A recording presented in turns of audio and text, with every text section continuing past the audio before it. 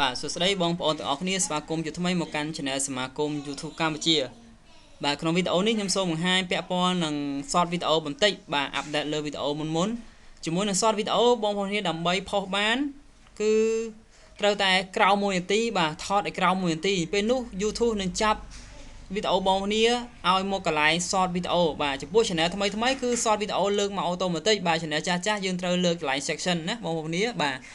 ហើយពាក់ព័ន្ធនឹង short វីដេអូនេះទៀតសោតបងប្អូនឃើញពាក់ព័ន្ធនឹងវីដេអូនេះគឺលើស1នាទីបាទ 1.01 អញ្ចឹងវីដេអូដែលក្រោម1នាទីវាចាប់មកកន្លែង short ទាំងអស់បងប្អូនឃើញបាទលក្ខណៈបញ្ឈរអេក្រង់បាទអញ្ចឹងរាល់វីដេអូដែលក្រោម1នាទីគឺមកកន្លែង short ទាំងអស់ប៉ុន្តែលើ1នាទីគឺវាមិនបានចាប់ទៅជា short វីដេអូទេបាទអញ្ចឹងយើងត្រូវតាកែប្រែវាបាទដើម្បីកែប្រែវាបងប្អូនសូមចូលមកកាន់វីដេអូបងប្អូននេះអញ្ចឹងបងប្អូនសូមចូលមកកាន់ YouTube Studio Beta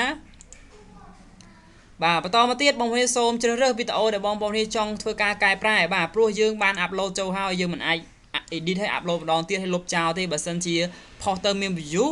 អញ្ចឹងធ្វើឲ្យការលុបហ្នឹងគឺបាត់ view បាទអញ្ចឹងយើងត្រូវតែចុច edit នៅក្នុង YouTube ផ្ទាល់តែម្ដងបាទដោយវីដេអូនេះគឺ1នាទីជាង1នាទី01អញ្ចឹងយើងធ្វើការ update វាដើម្បីឲ្យវានៅសល់ក្រោម1នាទីអញ្ចឹងបងប្អូនគ្រាន់តែចុចលើ edit នេះតែម្ដងបាទបន្តទៀតបងប្អូនកលេចមើលខាងឆ្វេងដៃមានពាក្យថា editor បាទបងប្អូនសូមចុចលើពាក្យ editor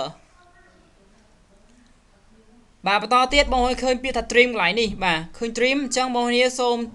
ចុច trim បាទចុច trim តែម្ដងបាទកន្លែងនេះអញ្ចឹងវានឹង select ឲ្យបងប្អូនអ្នកនេះបែបនេះអញ្ចឹងបងប្អូនអាចរំកិលបាទរំកិលបែបនេះបាទអញ្ចឹងចំណុចពណ៌ខ្មៅហ្នឹងគឺជាចំណុចដែល YouTube ធ្វើការកាត់ចោលឲ្យបងប្អូននេះបាទ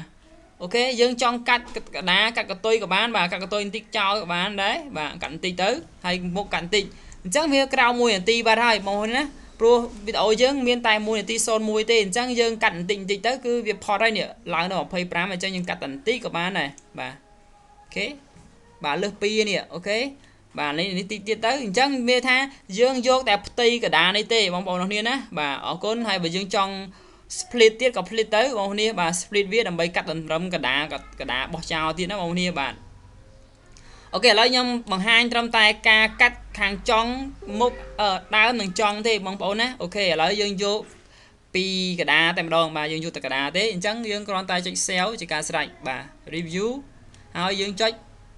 save បាទហើយយើងចុច save បន្តទៀតមិញកន្លែងចុច review ណាចុចភ្លេចអូខេចុច save មកអញ្ចឹងវីដេអូនេះយើងធ្វើការ process ឡើងវិញបាទ YouTube នឹងធ្វើការ process ឲ្យបងប្អូននេះដោយធ្វើការកាត់តម្រឹមខាងមុខនិងកាត់តម្រឹមខាងចុងពេលនោះវីដេអូរបស់យើងនឹងក្រោម1នាទីអញ្ចឹង YouTube នឹងចាប់ឲ្យទៅជា short វីដេអូវិញបាទនេះជាដំណោះស្រាយនៅក្នុងវីដេអូបើសិនជាបងប្អូនធ្វើការ upload ទៅវាលើស1នាទីបាទដោយមិនចាំបាច់លុបចោលដោយ edit ទេគឺយើង edit ក្នុង YouTube ផ្ទាល់តែម្ដងបាទអរគុណច្រើនវីដេអូនេះមានតែប៉ុណ្្នឹងបាទជួបគ្នាវីដេអូក្រោយ